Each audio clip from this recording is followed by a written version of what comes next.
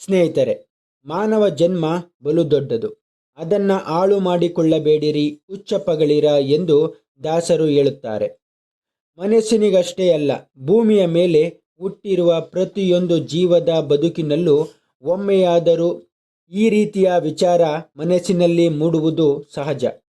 ಬದುಕು ಅಂದರೇನೆ ಸಂಘರ್ಷ. ಜೀವನದಲ್ಲಿ ಏರುಪೇರುಗಳು, ಕಷ್ಟಗಳು, ದುಃಖ ತುಂಬಿದ ದಿನಗಳು ಎಲ್ಲವೂ ಸಾಮಾನ್ಯ. ಜೀವನವೇ ಸಾಕು ಅನಿಸಿದಾಗ ನಮಗಿಂತ ಹೆಚ್ಚು ಕಷ್ಟದಲ್ಲಿರುವವರನ್ನ ನೋಡಿ ಬದುಕು ಎಂದು ದೊಡ್ಡವರು ಹೇಳುತ್ತಾರೆ.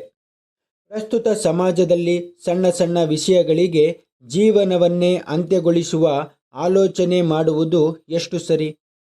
ಪರೀಕ್ಷೆಯಲ್ಲಿ ಉತ್ತಮ ಅಂಕ ಬರಲಿಲ್ಲ ಎಂದು, ಪ್ರೀತಿಸಿದ ಹುಡುಗಿ ಸಿಗಲಿಲ್ಲ ಎಂದು, ಸಂಸಾರಗಳಲ್ಲಿ ಉಂಟಾಗುವ ಸಣ್ಣ ಪುಟ್ಟ ಜಗಳಗಳಿಗೆ ಇತ್ಯಾದಿ ಅನೇಕ ಕಾರಣಗಳಿಗೆ ಜೀವನವನ್ನೇ ಅಂತ್ಯಗೊಳಿಸುವ ನಿರ್ಧಾರಕ್ಕೆ ಬಂದು ಬಿಡುತ್ತಾರೆ. ಇಂತಹ ಸಂದರ್ಭದಲ್ಲಿ ಮೊದಲು ಕುಳಿತುಕೊಂಡ ಸ್ಥಳದಿಂದ ಎದ್ದೇಳಿ, ಮನೆಯ ಸದಸ್ಯರನ್ನ ಮಾತನಾಡಿಸಿ, ಅವರನ್ನ ಒಂದು ಸಾರಿ ಗಮನಿಸಿ ನೋಡಿ.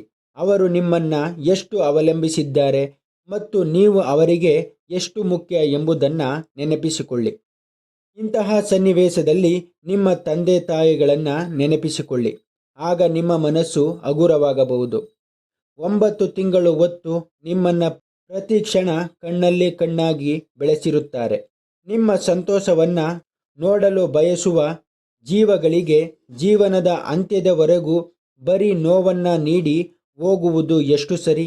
ಒಮ್ಮೆ ಹೊರಗಿನ ಸಮಾಜವನ್ನ ನೋಡಿ. ಅಲ್ಲಿ ಕಣ್ಣಿಲ್ಲದ 4 ಜನ ಒಬ್ಬರಿಗೊಬ್ಬರು ಕೈಹಿಡಿದು ತಮ್ಮ ದಿನನಿತ್ಯದ ಕೆಲಸಗಳಿಗೆ ಹೋಗುತ್ತಿರುತ್ತಾರೆ. ಕಾಲುಗಳ ಸ್ವಾಧೀನವಿಲ್ಲದ ವ್ಯಕ್ತಿ ಫುಡ್ ಡೆಲಿವರಿ ಮಾಡುತ್ತಿರುತ್ತಾನೆ. ಕಣ್ಣಿಲ್ಲದ ವ್ಯಕ್ತಿ ರೈಲಿನಲ್ಲಿ ಪುಸ್ತಕಗಳನ್ನು ಮಾರುತ್ತಿರುತ್ತಾನೆ.